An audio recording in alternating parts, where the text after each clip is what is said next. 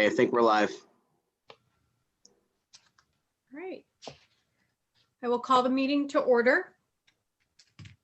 We have the approval of the January 19th minutes. If there's no questions or concerns, do we have a motion to accept those minutes as submitted? Great, no, move it. Second? I'll All in favor? second. Aye. Aye. Aye. Opposed? Sorry, I was hearing something, but I wasn't sure what it was. There's a little lag over there. I think Chad and I have one. All right, public comment. In light of Executive Order 202.1, in-person attendance at public meetings is suspended until further notice. Public sessions may be viewed live on the district's YouTube channel, and persons wishing to make public comment may do so by emailing the BOE at waltoncsd.org or by calling the district clerk at 607-865-4116, extension 6130.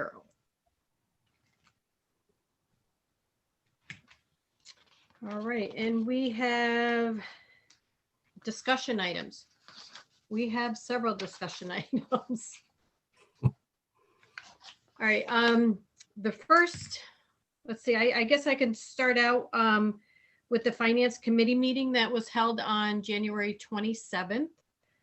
Arnie and Paul and myself had attended that. And I'll kind of just summarize it because we do anticipate bringing this to the board meeting to fill in the rest of the board and as things develop more. But we discussed the 21-22 workers' compensation. We received a couple of quotes on that. That potentially we're looking at a savings right there. Meg, I don't remember offhand what that savings was, but we're talking like 60,000-70,000, right? And then we have, we're looking at our property insurance deductible change, possibly going with a higher deductible. And that way we'll have a little bit of a savings there. The executive budget state aid proposals, still waiting on that. Once that's all, finalized and we know, whereabouts we are, where we fall into, make sure that's all secured. And then also we reviewed our fund balance and ways that we can utilize our fund balance and possibly reserves. And Meg was looking into the reserves that we have presented tonight, the retirement reserves, and then also the health insurance reserves. So like I said, we will definitely bring that back to, we were still planning on March 6th or February 16th with bringing that forward. Meg, is that correct? Or are we wait until March 2nd? I'm not sure which piece you're referring to specifically. At the February meeting, we would talk about the workman's comp change. And we also talked about doing a budget presentation just with some preliminary information as far as where we are so far for the board and the public. Okay, so did I forget something, or did you want to add more detail on any of that before we move on?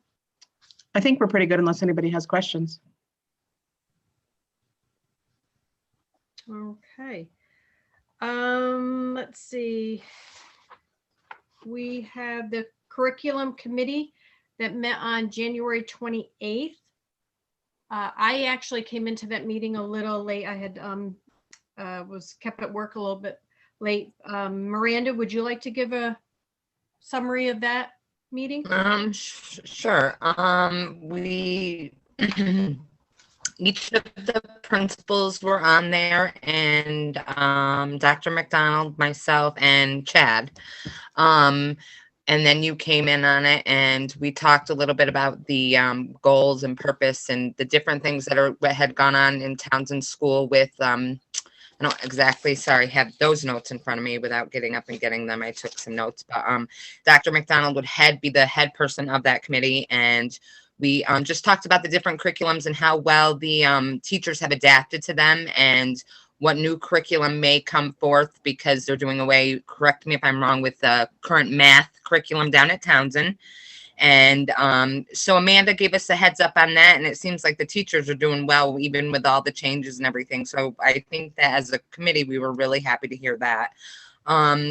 Each, principal gave an update on what they were doing up in their buildings as far as not much change I didn't see at the high school but in the middle school, but we do have things upcoming forth that our principals and Dr. McDonald are reviewing and looking at as they come through. We would notify, the public. They're just in the preliminary phases of that.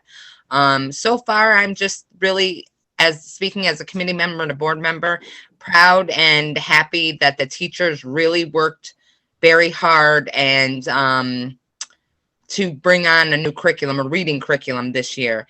But now we're moving forward with a math one, and it seems to be that there's a longer period of time for them to get used to it. Am I right in Dr. McDonald in saying that?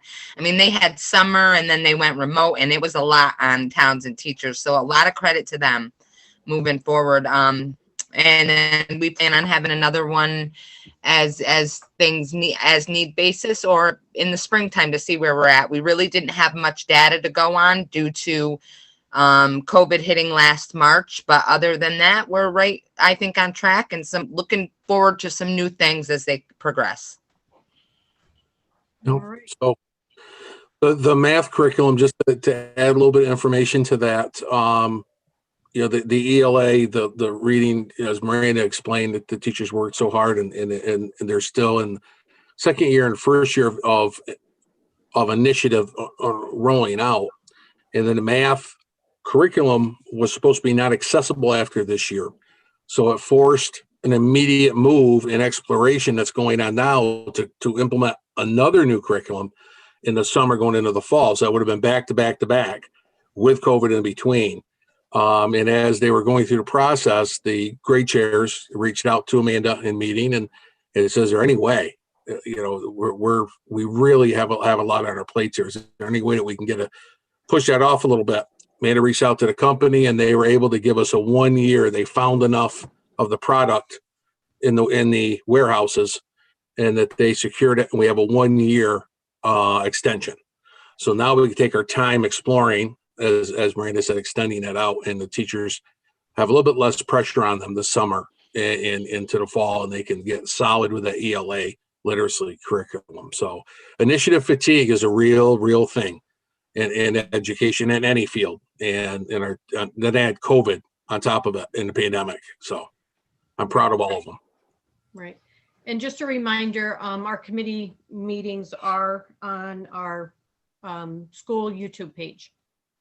So Yep. they can view them as well. Career development program. Dr. McDonald, do you want to give an update on that? Absolutely. And these two items could actually have gone underneath enrichment. It kind of adds to it, but career development. I don't know if how many of you were there when Perry Dewey came down and did a presentation, I think a year and a half ago, about a program that we were developing when I was there at BOCES. And essentially career destinations, as it evolves and it comes in, it gives you that career development, real connection with your region, with your workforce, allowing students to shadow, allowing them to have internships, allowing them to do a number of things that as a school district, you just don't have the staffing capacity to be able to do it in your school services. Your guidance counselors, school counselors just do not have the time to give you that extensive experience. Secondly, you have to have a work-based coordinator certification that we don't have. We would have to have somebody do that, and underneath their umbrella of certification, they would be the person who would be doing those placements. And it's a lot of work to do. So one aspect of this program is exactly that. And then a number of different activities, beginning with 9th and 10th grade, and then adding the following year, 6 through 8 and 11, and then expanding as you grow. It gives you somebody on site a day a week, I believe is the intent of the program.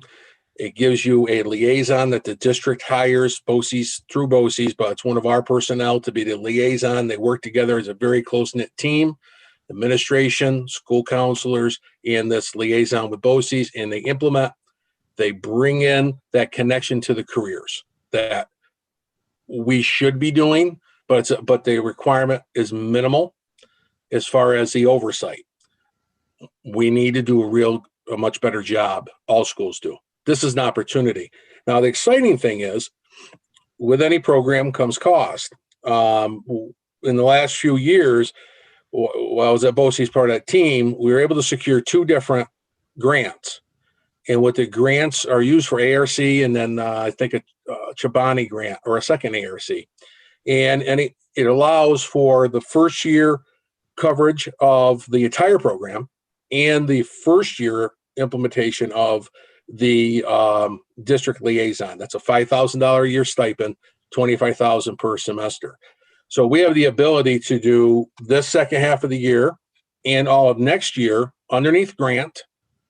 Next year, there may be, the $5,000 is a question, might be a $5,000 fee for the district champion, the liaison. And the program, which is approximately a $25,000 a year cost, would be under grant funding.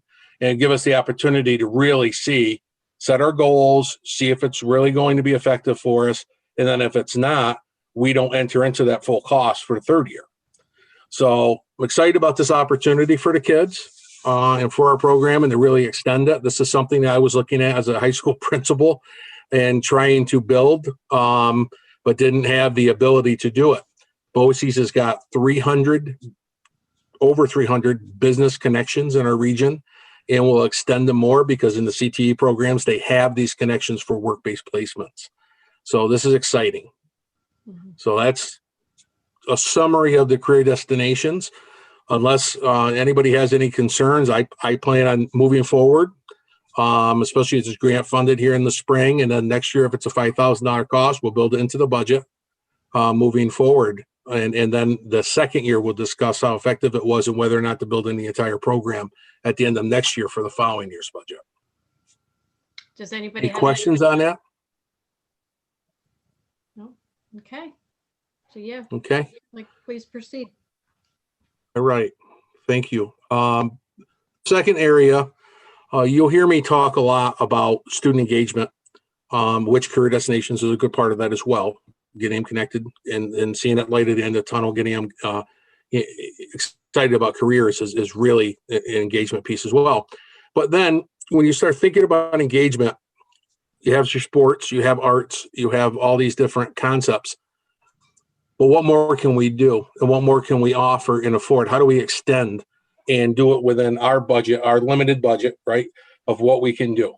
I had two different opportunities come my way, right, that I explored, and we explored as a team. And then I extended it to BOCES, and BOCES was able to do contracts with them, which is how you're able to drive BOCES aid. You get it to BOCES, get them involved in it. If it's something that's going to work for the region, they can develop the contract with them. And then if you decide to embark on it, then it can drive aid through either the enrichment COSER or through the distance learning COSER. So the Harvard Student Organization that I think I provided information previously, a little bit of information on. Art Loomis had a meeting, high school principal had a meeting with them, a follow-up on Monday. I had the initial meetings and discussions with BOCES, and he had a meeting with them Monday, and got additional information from them, basically more in depth than the summary that I provided. For the cost of, especially this year in a pandemic, for the high level, $274 per student. $274 per student, or $174 or $170 some dollars per student for 16 hours of intense programming if they elect to do it. It's over 1 weekend or 2 weekends. They got to be committed. We'll work through, come up with commitments, parental and student commitments to do it. If you give me the blessing, It's in the area of pre-law, pre-med, coding, and business.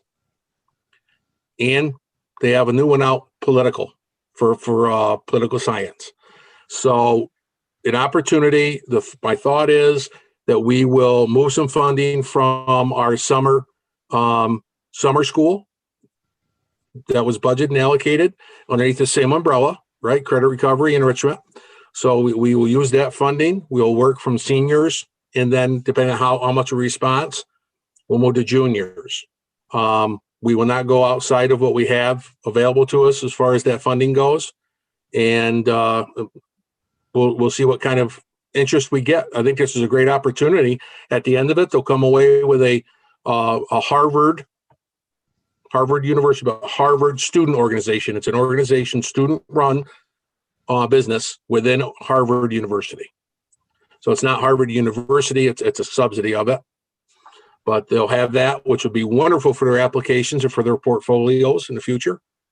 So that's one. Any questions on that? Any thoughts, discussion?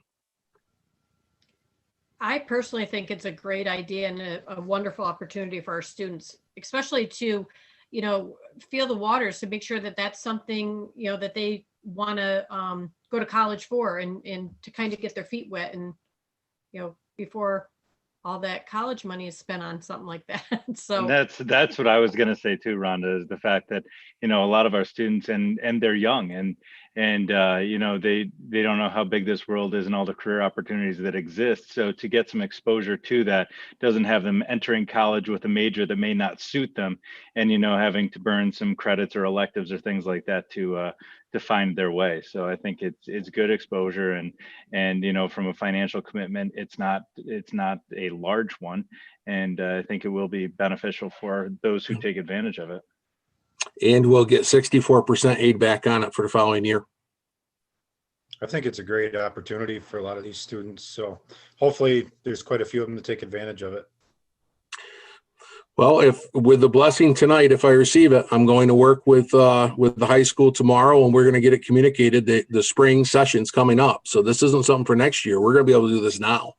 So we're going to, I'll get together with Mr. Loomis. We'll come up with a plan, and we'll move forward on it.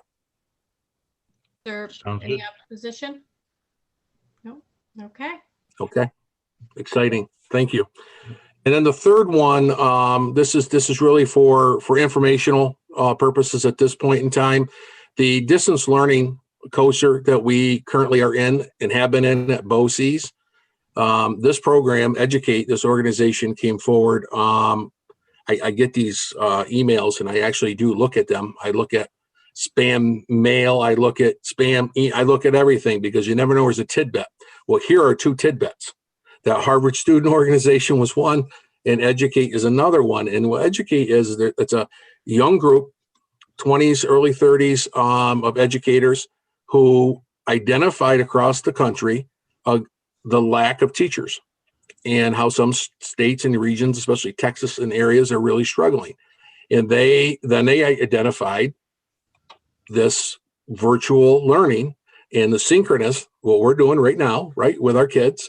And they built a platform, and they've gone out and they've hired and they've built a number of courses, state-of-the-art courses. They're getting growing state by state, getting certified teachers within the state and all types of content areas. And if you have an interest, they'll go find it for you and build it for you. Whether it's enrichment, whether it's remediation, whether it's AIS, they'll do long-term subs. If we have a sub position that we can't fill, it's a long-term leave replacement, and we really need to have a certified person, we could embark on this and go through it and get aid on it, because we can do it all through the BOCES COSER. So this is exciting. They'll go outside of the box. So, let's say, for instance, that there's a tech and a STEM or a language, foreign language, that we want to offer our students. We have a pocket of interest, student interest, that we can't meet. This could be an avenue. It's just another tool in our toolkit, and I'm going to try to keep growing that toolkit as I did in my former position for us in the region, just to be able to go and assess student interest and go and be able to provide it. Because you can't find you can't find teachers with specialties, let alone core teachers, as we know.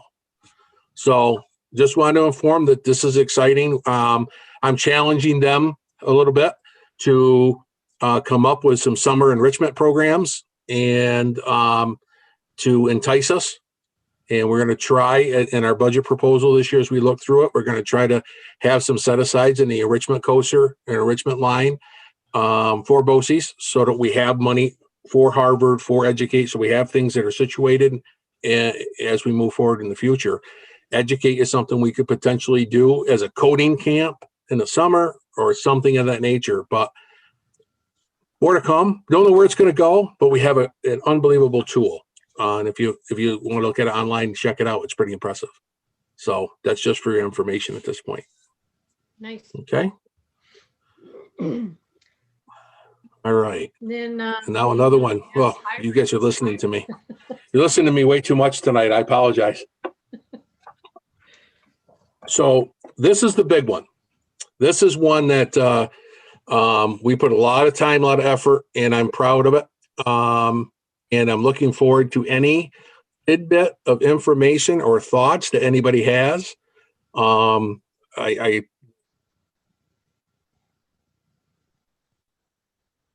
knowledge that it will help us in this process. So we're going to review the hiring interview process. The third document down, I'm going to look at first, if you can have that available to you in the front. And this essentially will be part of a intranet. This will be underneath the administrative area, supervision area. They'll walk down through it from step 1, step 2, all the way down through. The documents that are there underlined in blue are hyperlink documents that take the supervisors to an additional tool that they need to complete.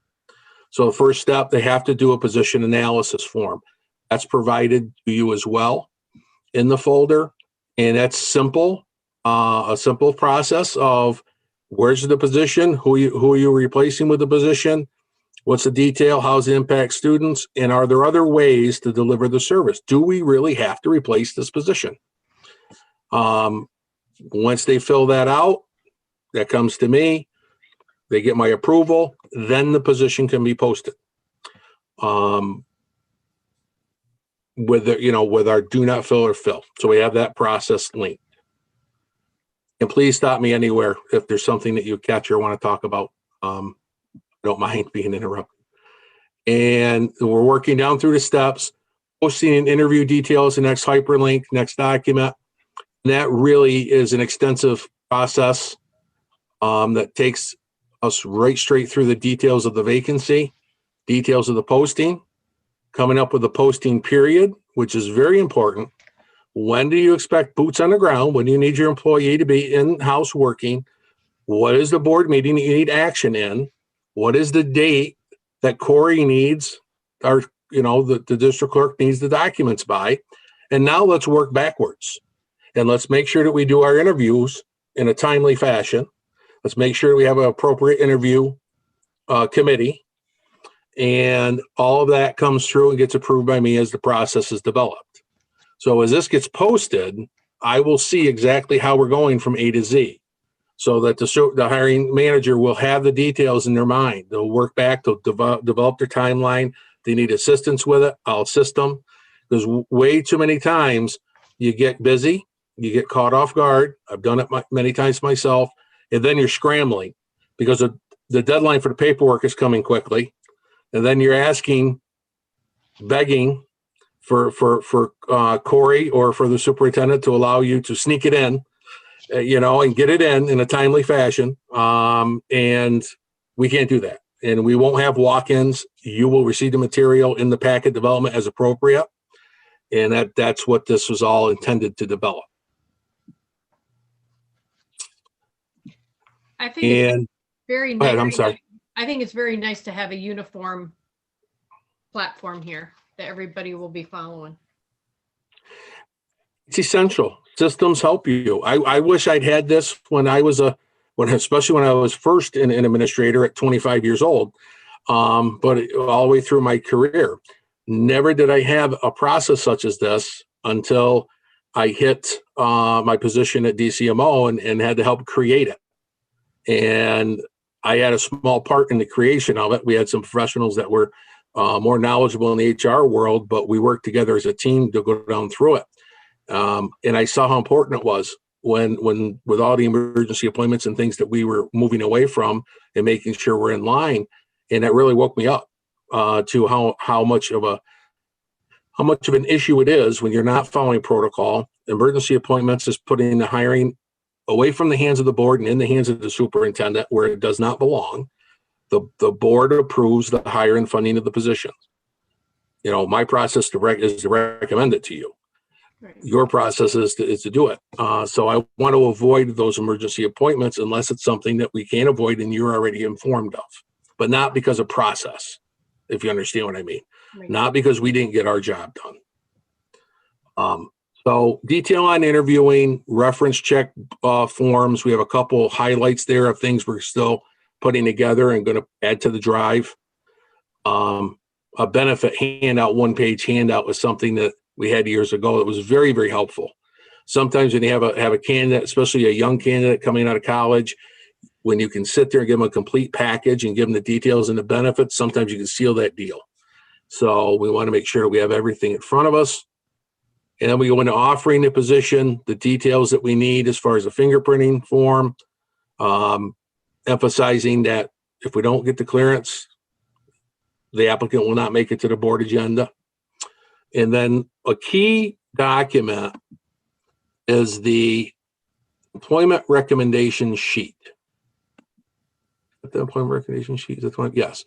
So when they finish their process, they're going to have a packet that's going to come to me. And it's going to include all of these things on a check. And they're going to check it off that they've given it to me. I will be reviewing. Now, I'm involved every step of the way. We've seen it in the documents as a superintendent.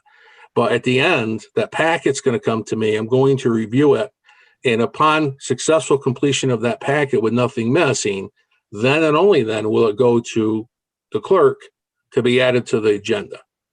So we have a complete process now from position analysis to hiring packet to be reviewed all the way, every step of the way. And we should be able to catch any missteps or any delays as we go along because we're all involved in it as a team.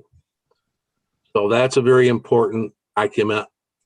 And then what that would result in with that process, if we're solid with that process and we like that process, we're solid with it as an organization, what I would be bringing to you through Corey is a recommendation document. That last document on there is a table, recommendation table.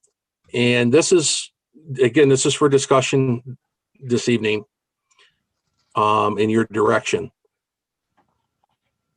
In my opinion, and in discussions and with others, one, every position we should have a complete information to you and viewable to the public that includes their tenure dates, starting dates, their certification, their rate of pay. That's the document. And then we would have whatever resolutions for each individual is appropriate to be approved. And we would have a chart for certified, so your teachers, your administrators, classified, everybody else, and any substitutes. And so every month, when you look at the hiring section, you're going to have that to click on. It's going to have my memo of recommendations, and it's going to have this complete list. If there's any questions or concerns when you get your packet, we would either poll or you would ask before the meeting, and I'll have the complete packet that I've signed off on before I ever hit that chart of process after going through the process. So that was a lot of me. Any thoughts or discussion on this? I think it lays out clear expectations from start to finish. Nice job. Okay. The only thing that I would just question, after an individual is hired, playground aide, school monitor, substitute teacher, after an individual is hired, I think there needs to be a process where they are trained before they are actually brought into work. Mhm. And, just to get familiar with, the day routine, whether it be at the elementary school, high school, or middle. I think too many people in the past have been called in because we are in dire need of, substitutes, that they may be thrown into it too quickly, without knowing, what the ropes Yep. are, what that Yep. particular position entails. So that would be my And- only follow-up to that. Yep, and I agree 100%. And I think that an area of weakness in a lot of organizations is onboarding, and not onboarding in the business office, onboarding to day one. And that's something that we will, that's step 2. This process done, and then we're going to do onboarding. It's going to be different by department and different by position within department. So that's the next task that we're going to start down, because that's a liability. You're more so than just somebody being prepared. That's a liability. If you're putting them in front of supervision of students, or doing a job in O&M or trans or anything else, we got to make sure that they're properly informed and properly trained. We have to make sure that the administrators have reviewed and provided with them things such as sexual harassment policies and other different policies that are very important, Right. before they start their first day of work. So onboarding is our next step, and it'll be a similar type document with different processes in the department, and we'll work closely with each supervisor to develop that. They have the information. I didn't create this on my own.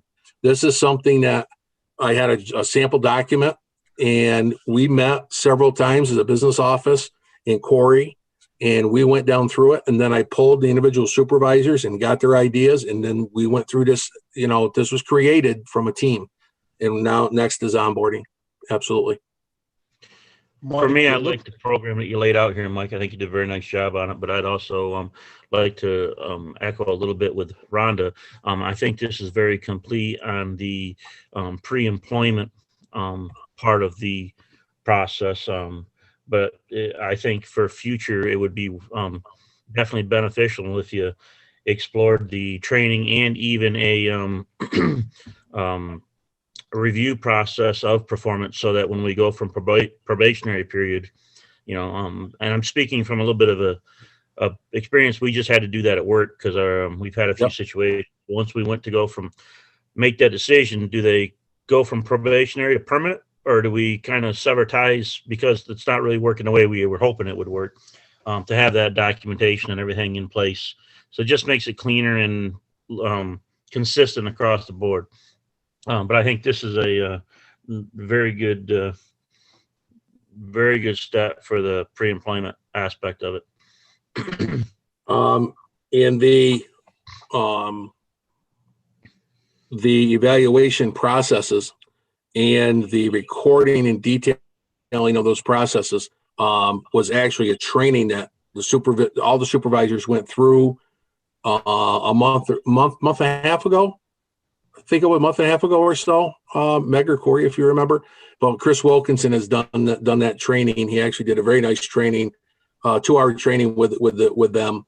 I have that PowerPoint still on exactly that, and we've had discussions of that piece of with APPR last year with the COVID and the pandemic. Our observations and evaluation systems, everybody's kind of got a little bit out of whack, a little bit out of misstep. So we're working to get those back in place, and we have a lot of new and young administrators or young to positions of administrators. So, yep, we're on that, Kevin, and the goal this year is to not have any of those missteps, so that we don't have anybody moving from one period to another without having an evaluation prior to and confirming that they're the right employee to continue, and providing them the right training to have them be successful. Right. And that's not necessarily always needs to be in the negative on the disciplinary side. Sometimes those evaluations are very helpful when you want to promote. You can go back and say, you see the positives here, here, here, here. I mean, it helps support that, on the other side too. Yeah, absolutely. Okay. Any other feedback? If you think of any or you get looking at it, please send me an email. We're going to finalize and move to putting this into practice. And then I'm going to move on to the next, on to the next one. And we're just going to keep building these systems. So, okay.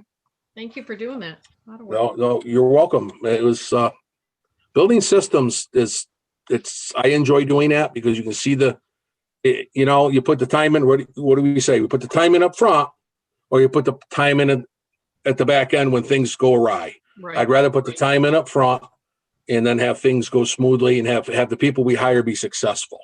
Right. So it's good stuff. Okay, thank you. All right, we'll move on to correspondence. Corey, I don't believe there are any, correct? No, none tonight. All right.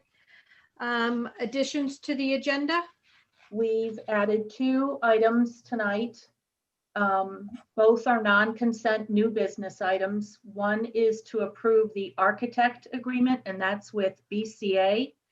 And what is presented to you tonight, I believe, is the final draft. We just have not gotten the final document yet. Also item 8F, approving the construction management agreement, and that's with CNS. And at the end of what's presented to you tonight is, they call it a report, and it's all the changes that have been made throughout the process. Is that correct, Dr. McDonald? Yeah, the front side, what they do is they keep, and Meg, please correct me if I misspeak on this, but at the back end of these contracts, when it comes to the construction firms, what they have the habit of doing, or the historical to do, is to keep all of the changes in development at the back end of it. So it's almost like an appendix addendum. So it's a 60-some page document, but the first so many of them are the actual contract, and then the last half of it or more are the development revisions and everything that they did to get to that point. And they just keep it as a historical document. So when they give it for signature, they just give the whole thing. They keep it all together as a packet. They do okay on that, Meg? Hey, all right. And Corey, just to confirm, it was 8E is the approval of construction management agreement, and 8F, the approval of architectural agreement? It's actually, we switched it around. Gotcha. 8E is the architect agreement, and 8F is the construction management agreement. All right. I do just want to confirm one thing, and I'm sorry I didn't do this earlier, but in section 1.1.8, on page 3, we changed the contact information. The owner identifies the following representative, from Rhonda Williams to Dr. Michael McDonald, but we left the email address as BOE@Walton Central. Should that be changed to Mike? Yes, it should be. Okay. Thank you, Paul. Good catch. Yeah. I have a question for you on page 14 of that. On the top there, assist with selection of construction manager, architect's responsibility. We haven't followed that. Is that going to raise any type of problems? No, that's their responsibility if desired by us. All right. And then on that same page, looking for clarification on measured drawings not provided. What's the definition of measured drawing? I'm assuming then that's not a complete blueprint. That's the finished product that comes from the CM.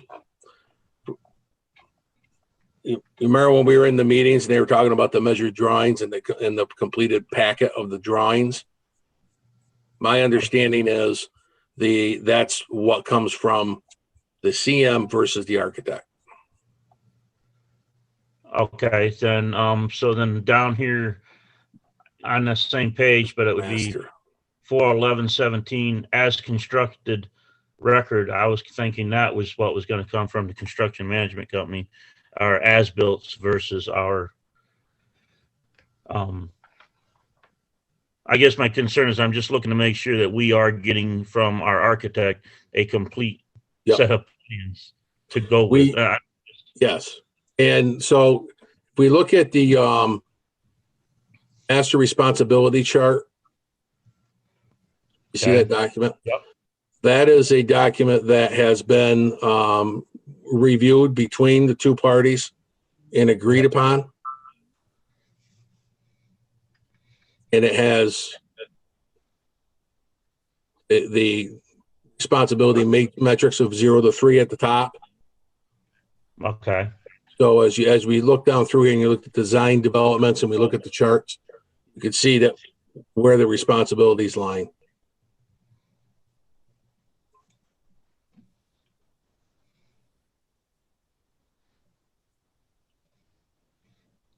Okay.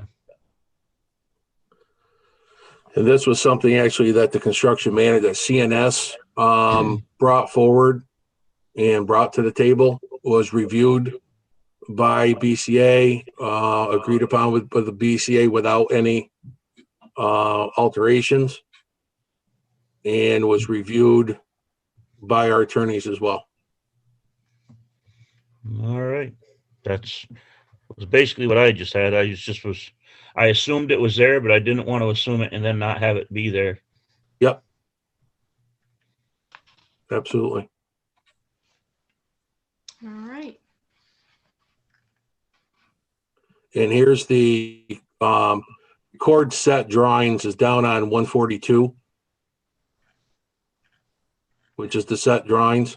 There is defined on the closeout, and CM has the level 3. Okay. Yep.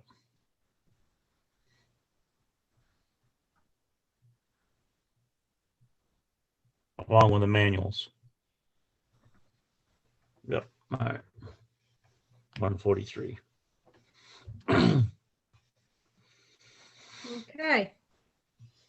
All set, Kevin? Did you have any Yeah, more? I'm good. Thank you. All right, so we're up to the consent agenda. We have the appointment of the Curriculum Advisory Committee, the resignation of Kristen McGraw, teacher aide, and the appointment of long-term substitute teacher Cameron Race, the athletic recommendations, and I believe that is it for the consent agenda. Do we have them? Actually, are there any questions on any of those? If not, do we have a motion to accept the consent agenda? I'll Make make the motion. it. I'll second. All in favor? Aye. Aye. Opposed? Carried. New business. We have a donation of $1,200 from Upcountry Photo to the high school yearbook club. Do we have a motion to accept that very generous donation? I'll make a motion. Second, I'll second it. all in favor? Aye. Opposed? Next, we have the loan of archival items from the Walton Historical Society and item from Mr. Schwartz's personal collection. And Corey, is this something that you had started? Yes. Rosie Green and I have been talking about this with Dr. McDonald for some time. And we have an empty case now that is right outside the boardroom.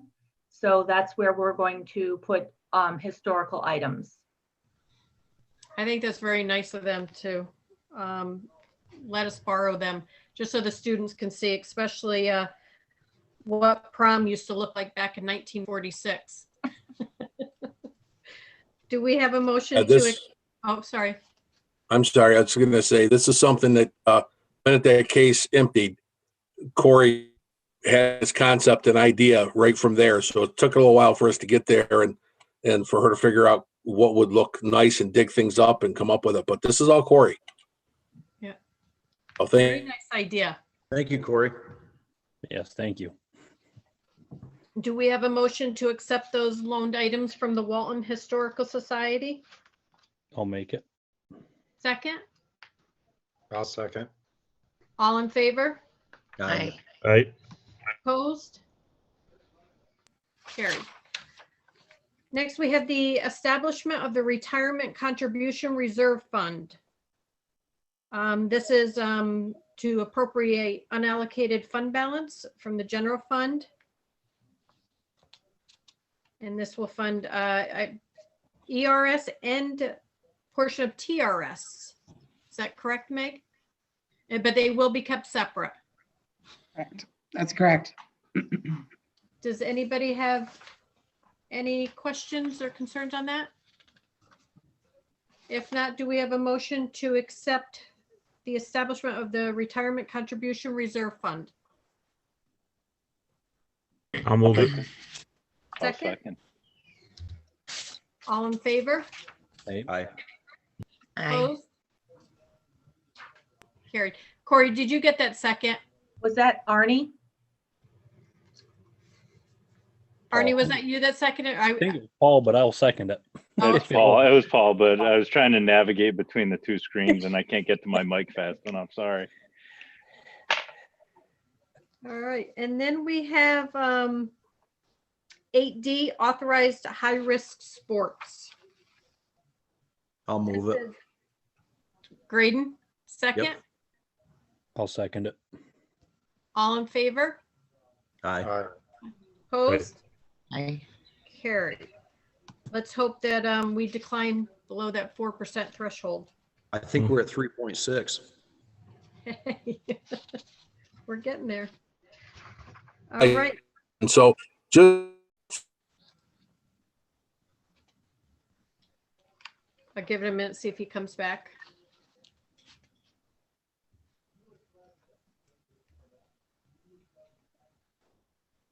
I think we might have lost him a minute. So if he comes back in, we'll stop. So we have 8E, the approval of the architectural agreement. Are there any further questions on that? If not, do we have a motion to approve that? Graydon will move it. Second, I'll second. Second. all in favor? All right. Opposed? Carried. And then we have 8F, the approval of the construction management agreement. Are there any further questions on that? If none, do we have a motion to accept that agreement? I'll make move it. I'll Second. second it. Okay, Kevin and Arnie, all in favor? Aye. All right. Opposed? Carried. All right, Dr. McDonald, are you back? I hope so. Can you hear me? We can hear you now, yep. Did you want Okay. to follow up with something on the high-risk sports? Yes, I think it'd be important to know, especially for any public that might be watching, that the approving the moving ahead of sports is one step of about 6. We have a plan that has to be developed that we're finalizing tomorrow. We have to get approved by our medical. We have a number of protocols that we have to meet, as well as that 4% of the 7-day positivity. So just important to have those details, I thought. Yeah, there's certainly more to it than Yep. just that number. Pretty All much right. everything is still under the governor's thumb. Yes. I think the biggest challenge is they laid out a lot of stuff for the district to do in a short period of time. So I know Justin and their team, the administrative team, are working hard on it. One step in the right direction. Right. That's- I hope this works out for the students, but I It is many can't steps. believe that it's not something that the governor isn't just trying to pull a political move here and pass the buck to the counties and the schools and make it difficult that they can't achieve it. I'm hoping we achieve it, definitely, but I don't know. It will be difficult. You're right. Locally led will be better though. Yeah. Okay, the administrative remarks. Did anyone have any questions on the Tracy Williams, Rick Robinson, Justin Preston, or John Jackson's reports?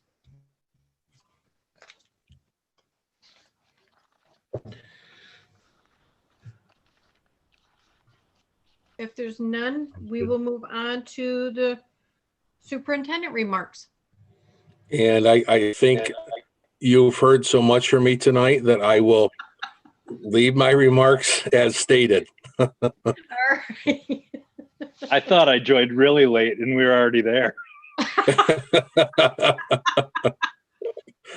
All right. So we, let me get my bearings here. All right, we do have a need for an executive session. Do we have a motion to enter executive session for the discussion of contractual negotiations and a matter relating to the future employment of a particular person? I'll move it. Second, Graydon, all in Second. favor? Aye. All right. Opposed? Do we anticipate action being taken after this, Dr. McDonald? I do not. I don't believe so, but I think we lost him again. I heard him say, I do not. Okay. Yeah. All right. So then I will ask in advance who will make a motion to later return to general session and adjourn. I'd make the motion. Great, no second. Graydon, all in favor? Click on that. Aye. Aye. Opposed? He is quick on that adjourn, is he? Yes, he is. All right. We will see you in executive session. And that link was already provided. Yes.